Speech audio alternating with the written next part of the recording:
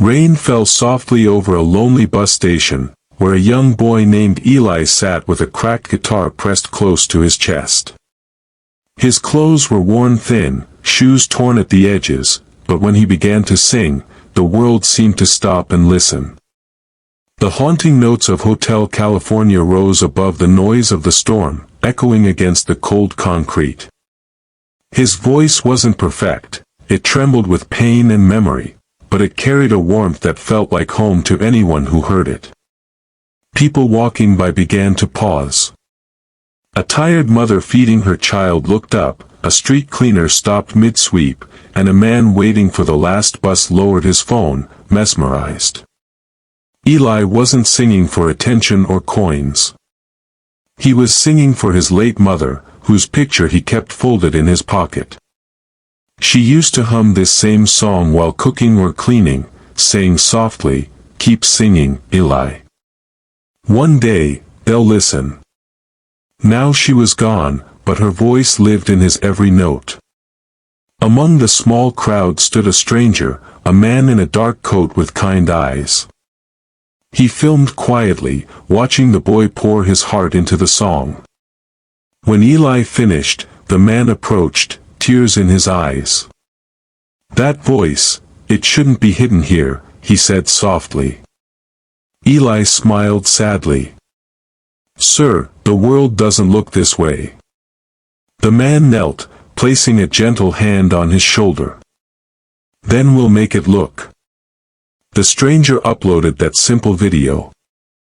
By morning, the whole world would know the name of the boy who sang in the rain. The next morning, Eli woke to the sound of people shouting near the bus station. He rubbed his eyes, confused, as strangers approached him with phones out, smiling. "You're the boy from the video," one said. "Your voice made me cry," another whispered. Eli's performance had gone viral overnight. Millions watched that clip, a poor boy singing his heart out under the rain, unaware that the world was finally listening. Comments flooded every platform. "I felt this in my soul, he sings pain like poetry." For the first time, Eli wasn't invisible. But fame came faster than he could understand. Reporters came, agents called, and people promised him dreams bigger than he could imagine. Some wanted to help, others wanted to use him. Eli didn't know who to trust. That's when a kind woman from a music foundation found him. She told him about a scholarship that could change his life, vocal training, education, and a safe home to live in. Eli stared at her, torn between fear and hope. That night, before leaving his town, he sat on the same corner where he used to sing and saw a little boy trying to play an old, broken guitar. Eli smiled, walked over, and handed him his own, the only thing he owned that truly mattered. "This gave me hope," Eli said gently. "Now it's your turn." The boy's eyes filled with tears as he hugged the guitar. As Eli walked away, he whispered to the sky, "Mom, I think it's finally happening." He didn't know then that this small act of kindness would one day come back to him in the most beautiful way. Months later, Eli stood backstage at one of the biggest music competitions in the world. The lights were blinding, the cameras intimidating, and the crowd waiting for another viral story. But this time, he wasn't a poor boy in the rain, he was a dream fulfilled, a living echo of his mother's promise. He gripped the microphone and took a deep breath. The judges sat stone-faced, waiting. Then Eli began to sing Hotel California. The moment his voice hit the air, the entire room changed. It wasn't just a song, it was a story. Every lyric held his pain, every note carried his mother's memory. His voice cracked midway, but he didn't stop.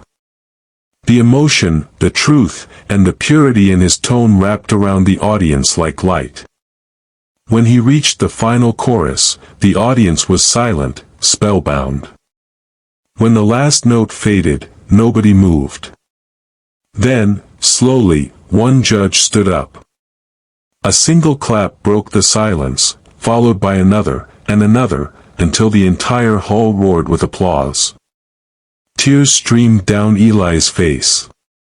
He looked up, whispering, "They're listening now, Mom."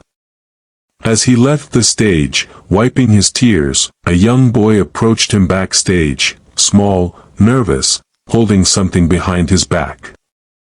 "You gave me this," the boy said, revealing the same cracked guitar Eli once gave away.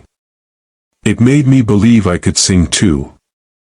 Eli froze, overcome with emotion. The boy continued, "You said it was my turn. I'm here because of you." Eli knelt and hugged him tightly. In that moment, the boy he used to be met the boy he had inspired, and the circle of kindness was complete. The reunion between Eli and the boy spread online faster than his performance. This time, it wasn't about his talent, it was about his heart. The video showed two people, connected by kindness, standing under bright lights but grounded in love. People across the world wept, sharing their own stories of hope and giving.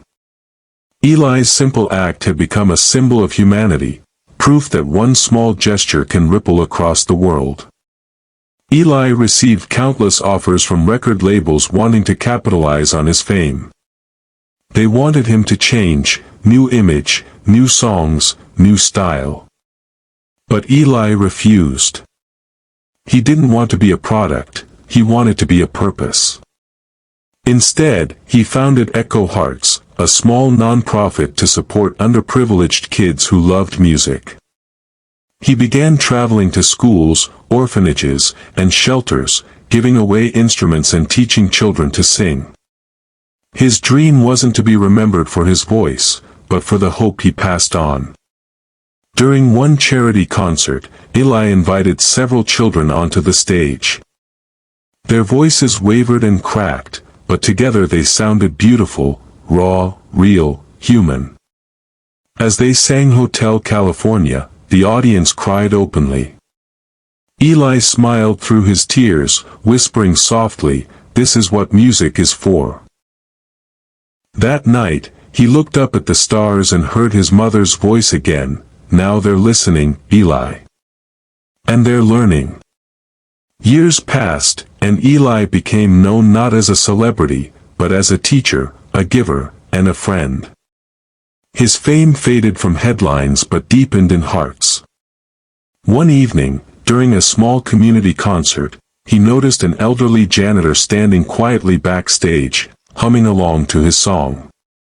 The man's eyes were full of warmth but also a lifetime of stories untold. Eli walked over, smiled, and held out the microphone. "Your turn," he said softly. The crowd laughed, thinking it was a joke, until the janitor began to sing. His voice was shaky but pure, filled with gratitude and age-old wisdom. The audience rose to their feet, clapping and crying. Eli stood beside him, harmonizing softly, letting the man take the spotlight. Later, in an interview, someone asked Eli why he gave up the stage. He smiled gently and said, "Because music is meant to be shared, not owned. A song only matters when it lifts someone else." That performance, the boy who once sang in the rain sharing his stage with a janitor, went viral again, reaching hundreds of millions. Not because of fame or skill, but because kindness once more found its voice. That night, Eli looked up to the same sky his mother once watched with him. "We did it, Mom," he whispered. They listened, and they cared. And somewhere, in another forgotten corner of the world, a young child strummed a broken guitar, singing softly with hope. Because Eli's voice, and his kindness, would never fade. Because true music never goes silent.